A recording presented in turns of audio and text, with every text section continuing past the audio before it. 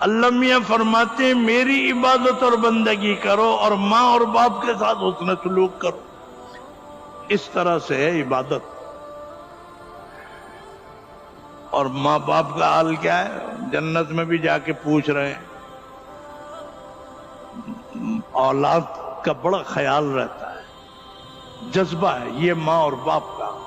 जन्नत में जाके माँ और बाप ये कहेंगे हमारे बच्चे नजर नहीं आ रहे। अल्लाह ताला फरिश्तों के जरिए जवाब देंगे या खुद देंगे, जो भी अल्लाह का तर्ज है। फरमाया इनसे कह दो तुम्हारे बच्चे भी जन्नत में हैं, लेकिन तुम ऊपर के दर्जे में हो, वो नीचे हैं। जाहिर है कि माँ बाप का मकाम बुलंद भी होता है और माँ बाप का अमल भी बड़ा होता है आम तौर पे। इनसे कह दो कि बच्चे जन्नत ही में हैं, सब बच्चे, वो नीचे हैं। तो माँ बाप ये कहेंगे ऐ अल्लाह जन्नत में आके सब कुछ मिल गया, हमारी आंखें ठंडी हो जाएं अगर हम औलाद को देख लें, नजर पड़ जाए।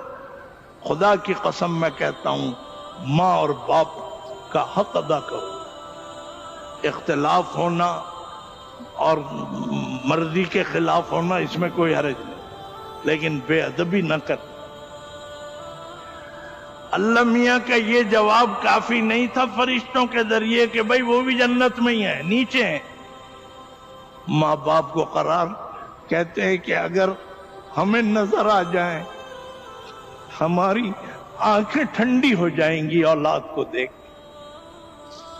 अल्लाह ताला फरमाएंगे फरिश्तों से भाई ये जन्नती हैं, मैंने इन्हें सब कुछ दिया, अब इनकी ये तमन्ना है कि औलाद को देख लें।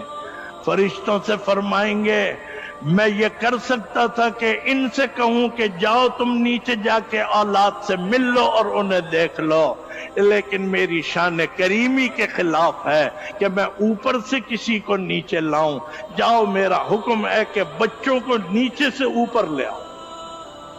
अल्लाह ताला हमारे वालिदैन के दर्जात को बुलंद फरमा।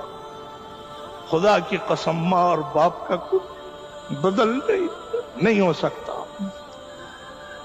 हम माँ और बाप को नीचे नहीं लाएंगे, लेकिन इनकी औलादों को ऊपर ले